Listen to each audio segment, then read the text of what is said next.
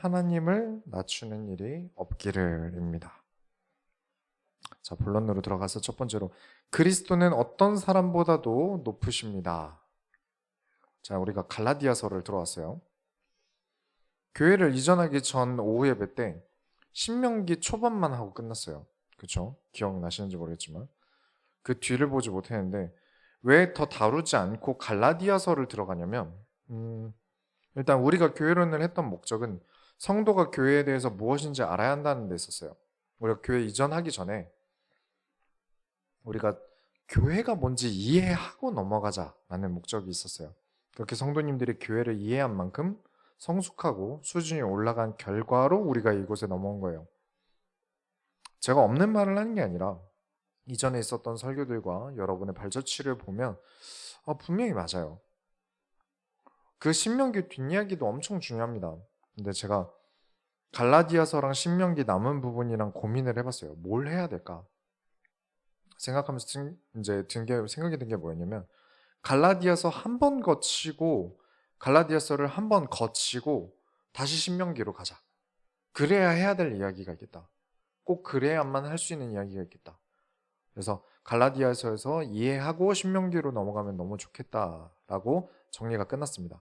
그래야만 하는 이유가 있었는데 이거는 우리가 갈라디아서가 끝날 때 말씀드릴게요. 자, 일단 갈라디아서는 바울의 편지들 중에서 가장 극초반에 써진 편지입니다. 학자마다 얘기가 다른데 갈라디아서가 바울이 두 번째로 쓴 편지다. 아니다. 바울이 첫 번째로 쓴 편지다. 이야기가 나눠지긴 하는데 처음 아니면 두 번째입니다. 그렇죠? 갈라디아서는 바울이 쓴 편지의 1번 아니면 2번이에요. 우리가 지금 고린도 후서를 오전 예배 때 하고 있는데 고린도 후서를 쓸 때부터 바울의 말이 예뻐졌다고 말씀을 드렸죠. 좀 더 낮춰서라도 내가 고집을 좀 꺾어서라도 어리석은 방법을 쓰더라도 수준을 좀 낮춰서라도 교회를 다시 바로 잡으려고 했던 게 고린도 후서예요. 그 이야기는 갈라디아서는 고집이 좀 있습니다. 말투가 세요. 바울이 착하게 말하기 전이에요. 심지어 갈라디아서에서는 바울이 사도에게 막 뭐라 한 내용까지 써놓습니다. 확실히 바울이 그 전까지는 확실히 좀 미움을 받을 만한 성격이기도 했다는 거예요. 누군가와 부딪히는 성격이긴 했다는 거죠. 저는 성경의 인물을 미워하는 걸 안 좋아합니다. 그런데 유독 성경의 인물을 미워하는 걸 좋아하는 분들이 많아요.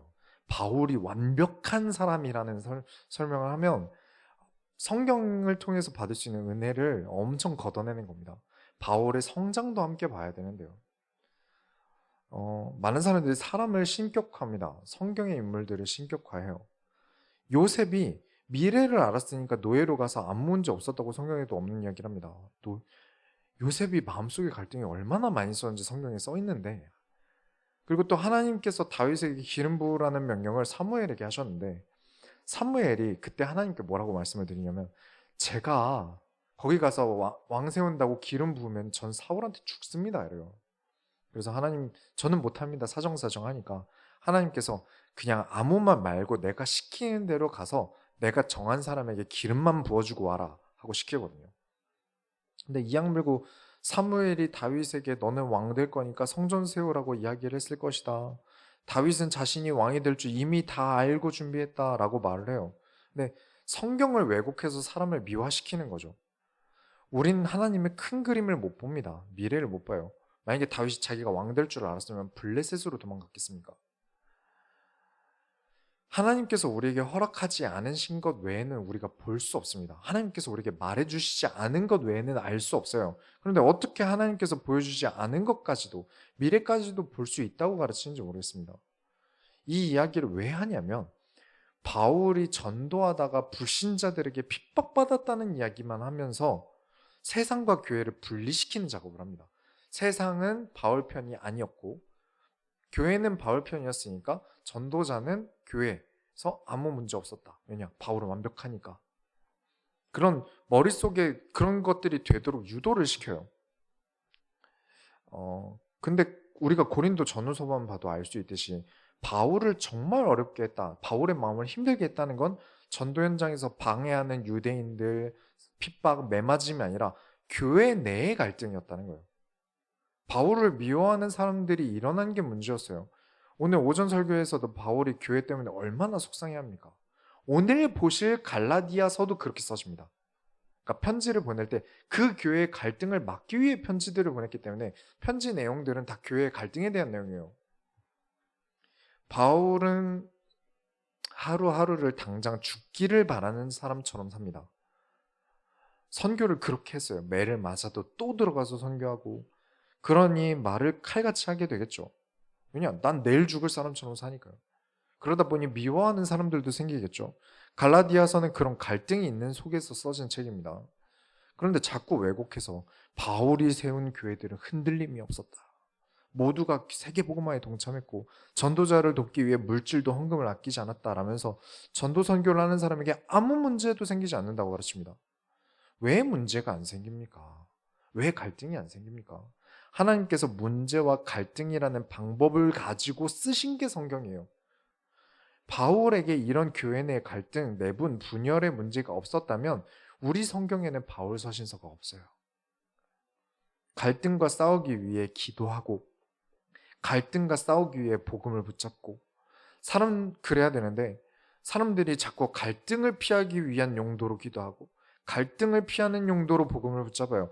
너무 힘드니까 아무 생각하지 말고 기도하자. 내 머릿속에 아무것도 남지 않게 하고 오직 복음만 생각하게 하여 주옵소서. 그렇게 생각하니까 나는 아무것도 안 바뀌고, 내가 안 바뀌는데 무슨 문제가 사라지겠습니까? 사람 수준이 안 오르는데 사람들이 어떻게 나를 대하겠습니까?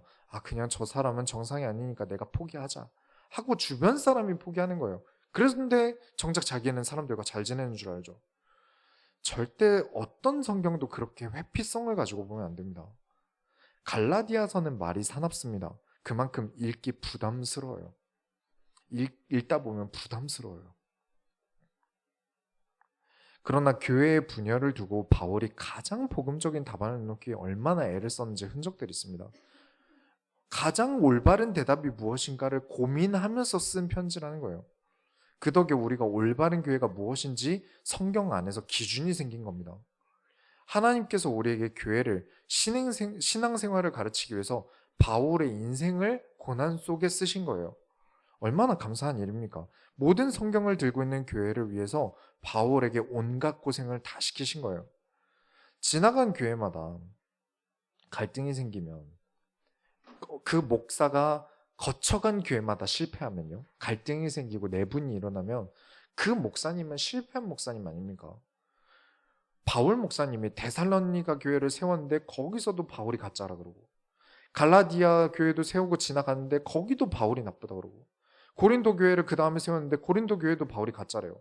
그러면 실패하고 무능한 목사 아닙니까? 근데 하나님께서 그렇게 만들어서 쓰신 거예요. 우리에게 이렇게 말씀이 오게 되는 계기까지가 그래요. 그러니까 우리는 우리의 기준으로는 절대 하나님의 큰 그림을 이해 못합니다.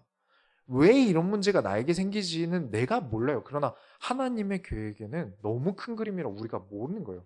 우린 연약한 피조물이라 하나님의 생각을 우리가 다 알 수 없기 때문에 알 수 없는 거지만, 바울의 그 사나움까지, 인간관계 잘못하는 그런 성격까지도 사용하셔서 바울을 쓰신 거란 말이에요.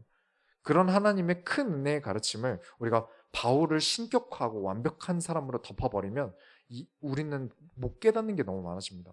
얼마나 큰 손해인지 몰라요. 이 갈라디아 교회에는 무슨 문제가 생기냐면, 바울이 실컷 이방인들에게 그리스도의 복음을 가르치고 나왔는데 그리스도를 믿는 유대인들, 그러니까 초대교회에 소속되어 있는데 유대인들이 갈라디아라는 지역에 와봤는데 사람들이 할례를 안 받은 거예요. 할례를 왜 안 받아? 먹는 것도 유대인 음식을 안 먹고 이방인 음식을 먹어요. 그래서 왜 유대인의 정통 음식을 먹지 않아? 라면서 막 뭐라고 하니까 갈라디아 사람들이 이상한 거예요. 그래서 크리스찬 유대인들이 왜 이렇게 할례도 안 받고 음식을 막 먹냐 그랬더니 바울이 그러라고 했어요 라고 대답하게 되겠죠. 왜냐면 바울에게밖에 배운 게 없으니까요. 그래서 유대 크리스찬들이 바울은 가짜다, 바울 말 듣지 마, 이렇게 돼버린 거예요. 그래서 반 바울 운동을 갈라디아에서 펼칩니다. 그래서 보낸 편지가 갈라디아서예요. 이 문제를 바로잡기 위해서. 하여간 바울 인생이 참 피곤합니다. 그러니 저와 여러분은 이런 바울의 마음고생, 몸고생을 이해해 주시면서 우리가 뭐가 올바른 기준이 명확한 기준인지 바로서는 갈라디아서 말씀이 되길 축원합니다. 두 번째로, 우리는 사람의 종이 아닙니다. 그리스도의 종입니다. 절대 누구도 신격화, 우상화되서는 안 돼요. 제가 앞에 사람을 미화하고 신격화하면 안 된다고 말씀을 드렸는데, 그 이유가 그리스도인은 완전 율법주의자가 되어야 한다라고 반바울파가 이제 주장을 했어요. 무조건 율법 다 지켜야 된다. 아무리 크리스찬이라도 율법 다 지켜야 된다. 그 말은 뭐냐면, 율법이라고 하면 누구 얘기하는 거겠습니까? 모세죠. 모세와 예수 그리스도를 동급으로 치는 거예요. 모세와 예수는 동급이다. 모세는 사람입니다. 어디 예수님과 비깁니까? 우리가 모세의 오경을 같이 보지 않았습니까? 오예배 때. 모세는 저와 여러분과 똑같은 사람이에요. 더 나은 믿음의 사람이지 신은 아니란 말이에요. 어디 하나님의 아들 예수 그리스도와 동일시할 수 있겠습니까? 그런데 반바울파는 모세를 예수와 급을 동일시키는 거예요. 예수의 가르침도 따라야 되지만 모세의 가르침도 절대적이다 라면서 둘을 동일시시키는 거죠. 그 말은 그리스도를 신이라는 하나님의 아들이라는 위치에서 깎아내리거나 모세를 그만큼 올려치거나 둘 중 하나겠죠. 둘 다 잘못된 겁니다. 어느 누구도 어떤 인간도 그리스도보다 위에 있을 수도 없고 나란히 있을 수도 없습니다. 그래서 절대 성경의 인물에 대해 위화하면 안 된다고 말씀을 드리는 거예요. 우리가 예수님이 안 나오는 구약 막 나오잖아요. 그러면 마치 예수님처럼 인물들을 봐요. 절대 그러면 안 됩니다. 사람인데 이 사람이 하나님의 말씀으로 하나님의 일을 하며 성장하는 과정을 같이 보면서 나도 성장해 가야 되는데, 그걸 놓쳐버리고 이 인물들은 완벽하니까 그래, 내가 성령 충만하면 나도 완벽해지겠지, 말도 안 되는 착각을 하게 되는 겁니다. 그래서 절대 성경의 인물을 볼 때 완벽하게 보시지 마시고 저와 여러분과 똑같은 사람인데 하나님의 말씀 때문에, 하나님의 은혜 때문에, 하나님을 사랑했기에 성장했다라고 보셔야 돼요. 막 예수님도 나한테 까불면 죽어 말하는 그런 사람 거르셔야 됩니다. 하나님께서 인간에게 고난을 안 주신다라는 말도 안 되는 이야기하는 사람들도 걸러내셔야 돼요. 그건 사탄과 하나님을 동일시하는 말이에요. 왜냐? 고난을 하나님께서 주시는 건데 그거 하나님이 안 줬다 그러면 사탄이 줬다는 얘기잖아요. 그러면 하나님과 사탄을 동일시하는 말이에요. 절대 거르셔야 됩니다. 우리 소원교회에서 가장 높은 존재는 목사님도 헌금 많이 내는 성도도 아닙니다. 예수님이 가장 높으십니다.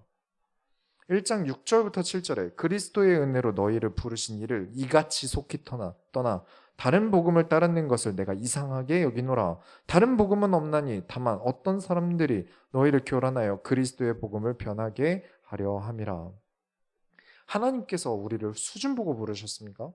구원을 이 사람 수준 보고 주셨나요? 우리가 유대인의 율법을 배웠기 때문에 부르셨을까요? 아닙니다. 그리스도의 은혜로 부르셨습니다. 그런데 그리스도의 복음에 관심을 가지기보다 어디서 사람들이 우르르 와서 율법 지켜라, 어디 율법도 안 지키는 게 구원을 받았고 하나님 자녀라고 하냐? 왜냐? 유대인은 유대인이어야만 구원받는다고 생각했으니까 이방인들도 유대인으로 개종하길 바랬어요. 그걸 계속 주장했기 때문에 갈라디아서에서 싸움이 일어난 겁니다. 하나님 자녀는 유대인밖에 없어. 하고 싶으면, 너희가 진짜 구원받고 싶으면 율법을 지켜서 유대인이 돼야 돼 라고 가르친 걸 바울은 그걸 왜 믿냐는 거예요. 다른 복음은 없다. 아무리 성경에 모세라도 그리스도의 복음에 반대될 수 없다. 그리스도께서 가르치신 것과 반대로 가르친다면 그건 다른 복음이다. 우리가 사복음서에서도 보았지만 율법을 넘어서는 것들이 존재하거든요. 무엇이죠? 하나님은 율법 위에 계십니다. 그렇다면 하나님의 지금 계획이 율법을 어겨야 하는 상황이라면 율법을 어기는 게 맞아요. 율법도 하나님 말씀 아닙니까? 모세의 오경도 어쨌든 성경이잖아요. 자, 예수님께서 유대인의 절기에 손 안 씻고 식사하세요. 모세의 율법에 있는 안식일에 손 씻고 먹어야 된다는 걸 어기세요. 율법을 안 지키신 거죠. 왜냐? 예수님께서 하고 계신 하나님 나라의 일이 더 중요하기 때문에 안 씻고 드신 겁니다. 이 율법보다 하나님이 더 중요한데 하나님께서 시키신 일 때문에 안 씻고 드셨어요. 근데 어딜 감히 율법 안 지키면 하나님 자녀가 아니라고 하고 예수님께서 하신 십자가의 일을 무시하는 발언을 합니까? 그래서 바울이 이런 말합니다. 1장 8절에 그러나 우리나 혹은 하늘에서부터 온 천사라도 우리가 너희에게 전한 복음 외에 다른 복음을 전하면 저주를 받을지어다. 예, 고린도 후서니까 그렇게 좋게 얘기한 거지. 원래 갈라디아서 때 바울 성격이라면 니들은 저주 받아라. 이렇게 얘기를 할 성격이라는 거예요. 모세가 아니라 모세 할아버지 아니 천사가 온다고 해도 그리스도의 복음 아니면 틀린 거다. 그걸 엄청 세게 말하는 게 저주를 받을지어다. 원래 이렇게 말이 센 사람이었다는 거예요. 그러다 고린도 후서 들어가면서 사람이 온화해져서 저주 받아라가 아니라 내가 너희를 사랑해서 하는 말이다. 너희는 그런 말들을 용납하지 마라 정도로 말하는 거죠. 1장 10절에 이제 내가 사람들에게 좋게 하랴 하나님께 좋게 하랴 사람들에게 기쁨을 구하랴 내가 지금까지 사람들의 기쁨을 구하였다면 그리스도의 종이 아니니라. 사람이 은혜 받을 수 있다면 성경 좀 왜곡하면 안 됩니까? 저는 종종 봅니다. 진짜 대놓고 성경 가지고 소설 쓰는 사람들도 봐요. 그래 놓고 책도 내고 그래요. 기가 막혀요. 어찌됐든 뭐 좀 왜곡하든 뭐라든 성도들이 은혜 받으면 하나님께서 기뻐하시지 않겠나 라는 생각을 가지고 있더라고요. 하나님의 말씀을 대변하고 복음을 올바르게 말하는 데는 사람 눈치 보고 사람에게 맞추는 게 아닙니다. 내가 이 사람들을 어떻게 이해시킬까를 고민해야지 이 사람들이 이러면 은혜 받겠지라고 왜곡해서 설명할 수 있는 게 아니라는 거예요. 그렇게 가르치니까 목사님의 설교는 유아식이다? 이유식이다? 이렇게 설명하는 사람도 있어요. 교회에서 듣는 설교가 아무것도 아니라는 식으로 말하는 평신도들이 나오더라고요. 주의 종의 기본 자세는요. 하나님이 쓴다는 일꾼의 기본 자세는 사람이 기뻐하면 너무 좋죠. 사람이 기뻐하면 너무 좋아요. 그러나 하나님의 기쁨이 먼저다. 하나님이 먼저다. 사람이 먼저다가 아닙니다. 하나님이 먼저다. 나는 할례를 주지 않을 것에 하나님께서 기뻐하실 것을 보았다. 그 내용이 2장에 나옵니다. 2장 3절부터 보시면 5절까지 그러나 나는 함께 있는 헬라인 디도까지도 억지로 할례를 받게 하지 아니하였으니 이는 가만히 들어온 거짓 형제들 때문이라. 그들이 가만히 들어온 것은 그리스도 예수 안에서 우리가 가진 자유를 엿보고 우리를 종으로 삼고자 함이로다. 그들에게 우리가 한시도 복종하지 아니하였으니 이는 복음의 진리가 항상 너희 가운데 있게 하려 함이라. 이게 무슨 말이냐면 바울이 세운 교회까지도 자기 입맛에 맞게 교회를 다시 튜닝하려는 시도가 보였기 때문에 그들에게 아예 안 맞도록 할례를 줬다는 거예요. 그 유대인들이 이 교회가 마음에 안 드니까 내 입맛에 맞는 교회로 다시 튜닝하기 위해서 반바울파를 세운 거예요. 너 할례 안 받았으면 우리 형제 아니야. 넌 틀렸어. 라고 반바울파가 얘기하겠죠. 그렇게 계속 할례를 안 받으면 계속 바울 편에 있는 사람이 됩니다. 그렇게라도 떨어뜨려 놔야 그 말도 안 되는 가르침을 안 받겠다 싶어서 할례를 안 줬다는 거예요. 그렇게 할례 받고 유대인 교육 받게 하면서 자기 수중에 두려는 못된 목적을 보이는 겁니다. 내 입맛대로 되는 사람을 만들려고 해요. 하나님의 종으로 그리스도의 일꾼으로 키우는 게 아니라 내가 마음에 드는 대로 이렇게 저렇게 가르쳐서 말 잘 듣는 개로 만들려고 했다는 거예요. 그래서 바울이 막은 겁니다. 할례를 안 줘서라도 그런 잘못된 복음 듣지 못하게 하려고요. 자유가 뭡니까? 많은 사람들이 자기 마음대로 하는 게 자유래요. 그래서 성경에서 바울도 자유를 말하니까 이거 안 된다, 저거 안 된다 하지 말래요. 근데 하지 말라고 제일 많이 말한 사람이 바울이란 말이에요. 바울이 말하는 자유는 네 마음대로 해, 네 생각나는 대로 해, 네 감정대로 해 라고 가르친 게 아닙니다. 그건 그냥 짐승이에요. 자, 그리스도인의 자유란 무엇인지 쉽게 설명해 볼게요. 늘 말씀드리지만 쉽게 설명했다는 건 완벽한 설명은 아니라는 겁니다. 자, 담배가 뭐가 나빠? 담배 핀다고 구원이 취소되는 것도 아니고 복음만 누리면 되지. 이런 것도 못 피게 하나? 난 필래. 혹은 내가 그리스도인이니까 나는 담배 피면 안 돼. 이거랑 이렇게 딱 한 가지 선택지밖에 없는 거랑 그런데 구원이 취소되는 것도 아니고 복음을 누리면 되지만 그래도 나는 크리스찬으로서 하나님 보시기에 부끄럽지 않으려고 담배 안 필래. 어느 쪽이 좀 더 자유합니까? 할 수밖에 없어서 하는 사람과 할 수 있음에도 하지 않겠다는 사람, 누가 더 자유도가 높습니까? 누가 더 큰 자유를 가지고 있는 것 같습니까? 나는 세상에도 속할 수 있고 율법에도 속할 수 있어. 율법을 지킬 수도 있고 안 지킬 수도 있어.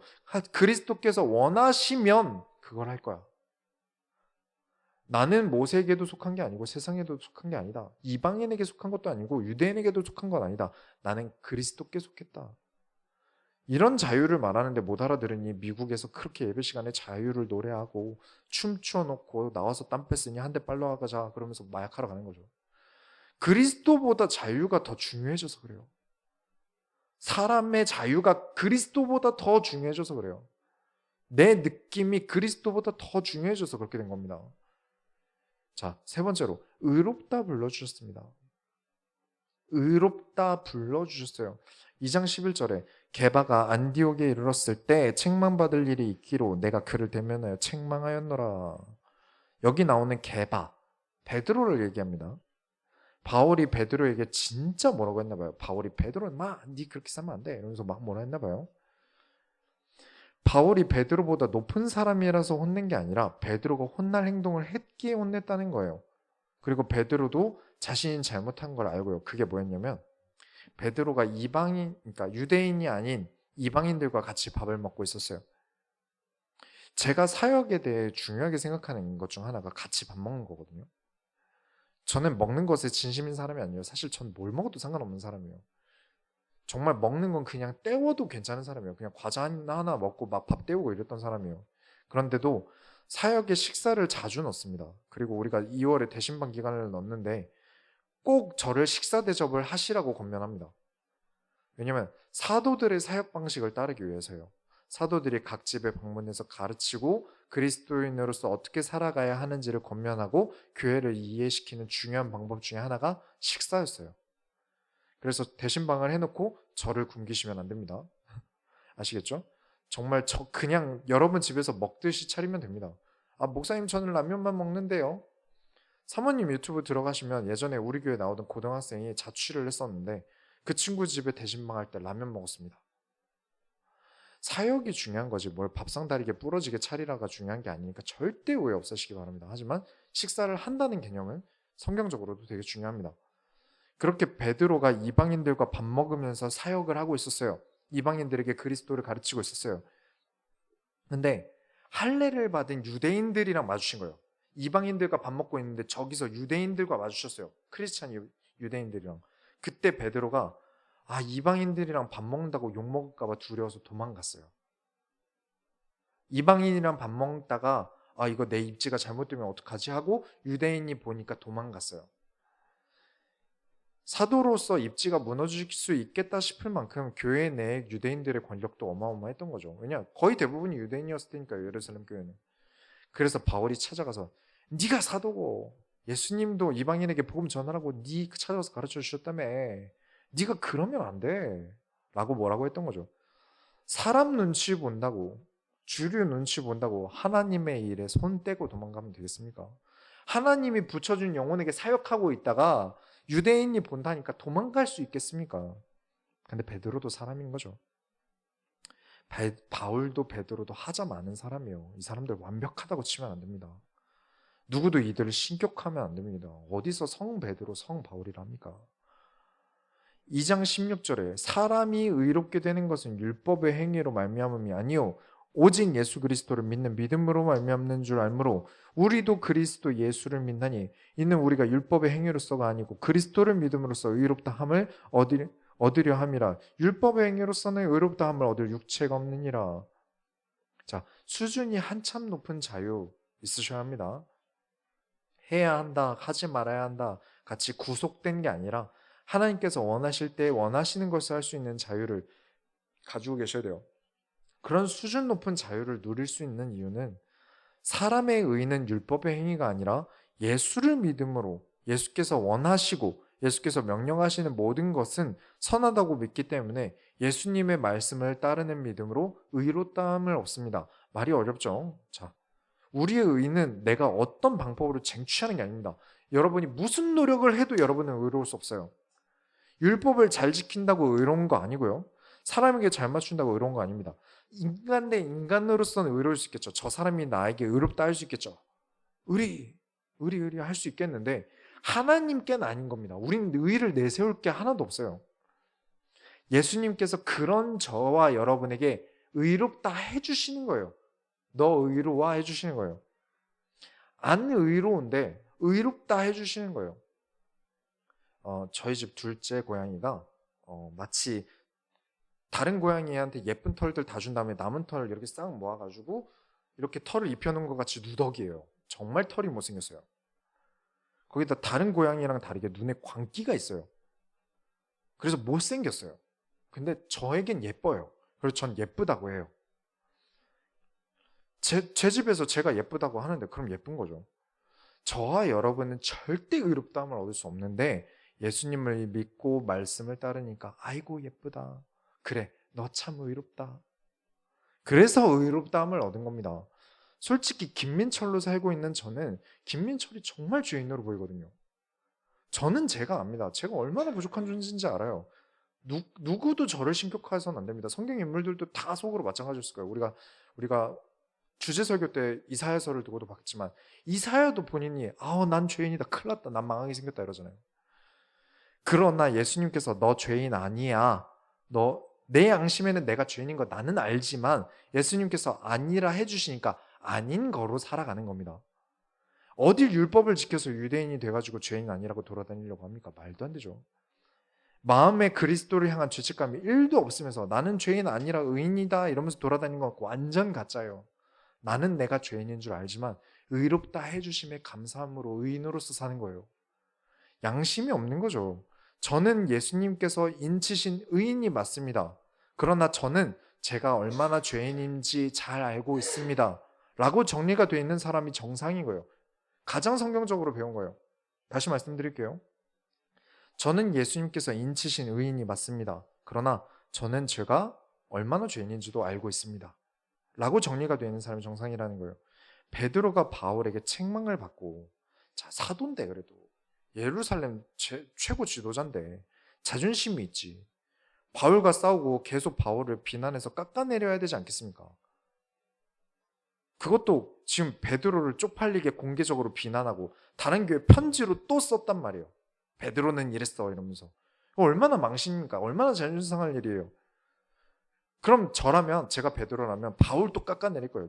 예수님도 안 만나본 게 우리가 3년 동안 고생할 때 네 어디서 뭐 했어? 이랬을 거란 말이에요.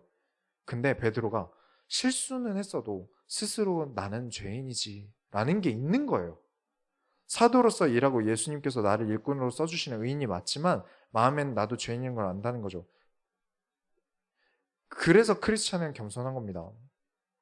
그 비난이 하나님 앞에 맞는 말이라면 수긍합니다. 그 증거가 뭘까요? 제가 없는 소설 쓰는 게 아닙니다. 베드로 어디서 순교했는지 아십니까? 로마에서 순교했습니다. 이방인에게 복음을 전하다가 순교했어요. 그런 점이 베드로의 멋진 점이에요. 잘못이던 거 인정하고 더 이상 할례자들에게 이방인과 함께 있음을 부끄러워 안 하고 선교지에서 이방인들을 사역하다 순교까지 하지 않습니까? 결론을 내리겠습니다. 결국 우리가 사도들의 성장을 통해 볼 수 있는 게 뭐냐면 십자가에 그리스도와 함께 나를 못 박았다는 거예요. 율법을 꼭 지켜야 한다?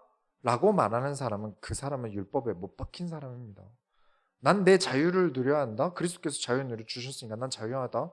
그 사람은 자유라는 것에 못 박힌 거예요. 율법 하나도 지키지 말아라? 그거는 정말 자유라는 단어에 못 박힌 거죠. 2장 20절에 내가 그리스도와 함께 십자가에 못 박혔나니 그런즉 이제는 내가 사는 것이 아니요 오직 내 안에 그리스도께서 사시는 것이라. 이제 내가 육체 가운데 사는 것은 나를 사랑하사 나를 위하여 자기 자신을 버리신 하나님의 아들을 믿는 믿음 안에서 사는 것이라. 내가 하나님의 은혜를 패하지 아니하노니 만일 의롭게 되는 것이 율법으로 말미암으면 그리스도께서 헛되이 죽으셨느니라. 나는 율법도 자유에도 못 박힌 게 아니라 그리스도에 못 박혔습니다. 어떤 성경의 인물들을 보고 존경해서 그 사람을 따르는 못 박힘이 아니라 그럼 그 사람에게 못 박힌 거죠. 성경의 인물에 못 박힌 거예요. 그게 아니라 우리는 그리스도와 함께 십자가에 못 박혔습니다. 나는 이 십자가를 벗어날 수 없습니다. 그리스도와 함께 늘 있습니다. 나도 내가 사는 게 아니고 남이 이래라 저래라 하는 대로 사는 것도 아니고 나는 그리스도로 삽니다. 그리스도로 살아가는 거예요. 내 육신이 이 땅에서 살아가는 방법은 나를 사랑하셔서 자기 자신도 버리신 그리스도를 믿음으로 살아가는 겁니다. 우리 소원교회 교재에도 넣어놓은 이야기입니다만 제가 바둑을 둘 줄 모른다고 칩시다. 사모님이 둘 줄 안다고 칠게요. 둘이 바둑을 두면 누가 이길까요? 당연히 사모님께서 이기시겠죠. 그런데 이세돌 씨가 와서 제 바둑에 훈수를 더 주면 누가 이길까요? 그땐 제가 이기겠죠. 훈수를 따르는 제가 이기겠죠. 이세돌 씨가 훈수를 두는데 누가 저를 이기겠습니까? 그런데 제가 이세돌 씨가 누군지도 모르고 영 믿음이 안 가서 생긴 거 보니까 바둑 못 두게 생겼네. 믿음이 안 가서 훈수를 둬도 뭐라는 거야. 그래서 내 맘대로 두면 저는 무조건 집니다. 그리스도께서 말씀으로 내 인생에 훈수를 두고 계세요. 여기서 내가 승리하고 의롭다 하는 방법은 그 훈수대로 따르는 겁니다. 그런데 내가 그리스도를 믿는 믿음이 없으면 결국 내 마음대로 하겠죠. 내 인생에 내 마음대로 바둑을 두겠죠. 그러니 저와 여러분은 그리스도와 함께 십자가에 못 박혀야만 합니다. 믿는다는 거예요. 여러분 마음대로 두면 무조건 지니까, 그렇다고 사람들이 시키는 대로 다 따라도 무조건 질 거니까, 왜냐 그 사람들도 안 살아본 인생을 어떻게 그 사람들이 내 인생을 승리하게 해줄 수 있겠습니까? 저와 여러분은 무조건 십자가에 못 박혀서 내 뜻이 아닌 예수님의 뜻대로 살아야 합니다. 나를 높인다고 하나님을 깎아내리거나 다른 사람이 높아 보여서 하나님보다 높게 본다면 다 인생 잘못 살고 있는 겁니다. 내 주변에 어떤 훈수를 누가 두더라도 여러분의 인생이 패배하지 않으려면 하나님의 말씀을 따라가셔야 됩니다. 이런 사람들 진짜 많이 봤어요. 하나님께서 저를 요셉과 같이 쓰실 것 같습니다. 요셉의 인생을 빗대보니까 제 인생 같아요. 그러라고 주신 거 아닙니다. 요셉이라는 인물을 통해서 하나님을 믿고 하나님을 깨닫고 이 성경에 있는 이만한 이렇게 두껍게 주셨는데 왜 굳이 창세기에만 머물려고 살려고 합니까? 인물을 묶이지 마세요. 사람보다 하나님이 훨씬 높으십니다. 주변 사람들이 이래라 저래라 하는 거 다 듣지 마세요. 말씀대로 살아가셔야 합니다. 불안하겠죠? 우리가 하나님이 눈에 보이지도 않는데 얼마나 불안합니까? 우리가 하나님의 큰 그림을 어떻게 이해하겠습니까? 말도 안 되는 것 같은 수를 자꾸 두라고 하니까 우리에게 그렇게 말씀을 주시지 않으십니까? 특히 하나님의 말씀이라는 건 언제나 나랑 부딪히게 해주세요. 왜냐? 나를 깎아서 성장해야 되기 때문에 나를 아프게 하세요. 그러나 그리스도를 믿는 믿음으로 말씀을 따라가야 합니다. 그렇게 우리는 의롭다함을 더 얻습니다. 나는 이 수가 말도 안 되는 것 같지만 그래도 믿고 두는 겁니다. 하고 말씀으로 나아가는 거예요. 안 그러면 여러분은 누군가의 종이 됩니다. 하나님의 종은 하나님의 말씀을 듣지 사람의 말에 휘청거리지 않습니다. 사람들은 다 나를 종으로 쓰려고 해요. 오늘 갈라디아서에서 읽었지만 다 나를 종으로 쓰려고 해요. 내가 그리스도가 못 믿어서 내 멋대로 한다면 나는 사람의 종이 됩니다. 여러분은 그리스도의 종이 되시기 바랍니다. 그리스도가 가장 높고 존귀하다고 말뿐인 인생, 말만 하는 인생이 아니라 그리스도가 나에게 가장 높고 존귀하다는 증명으로 예수님께서 두라고 하시는 납득 안 가는 수를 두셔야 됩니다. 예수쟁이로 살면 피곤하지 않습니까? 내가 하고 싶은 것도 있고 누리고 싶은 것도 있는데요. 나쁜 짓도 많이 하고 거헌금도 좀 적게 하고 내 하고 싶은 데도 채우고 그래도 그래도 내가 양심 있지. 오전 예배만 드리거나 유튜브 정도만 볼랍니다. 이거라도 하는 게 어딥니까? 그렇죠. 납득이 안 가죠. 신앙생활 왜 하나? 특히 우리 MZ세대, 특히 Z세대는 더 그럴 거예요. 나는 내가 제일 중요한데 그러나 십자가에 나를 못 박아 버리라는 이 납득도 안 가고 이해도 안 가는 수를 두셔야 합니다. 하나님이 알고 계세요. 어떻게 해야 우리가 승리할지를. 말씀대로 살아간다는 수를 두세요. 나의 소원 성취보다 몇 배는 행복한 삶을 살게 되실 겁니다. 그리스도가 여러분 인생에 가장 높게 되는, 가장 그리스도가 높은 소원교회 성도님들이 다 되시기 바랍니다. 우리가 하나님의 소원을 이뤄드립시다. 하나님 감사합니다. 사람이 높지 않음을, 우리에게 언제나 하나님이 가장 높음을 우리의 삶에 체험하게 하여 주옵소서. 살아계신 예수 그리스도의 이름으로 기도드렸습니다. 아멘.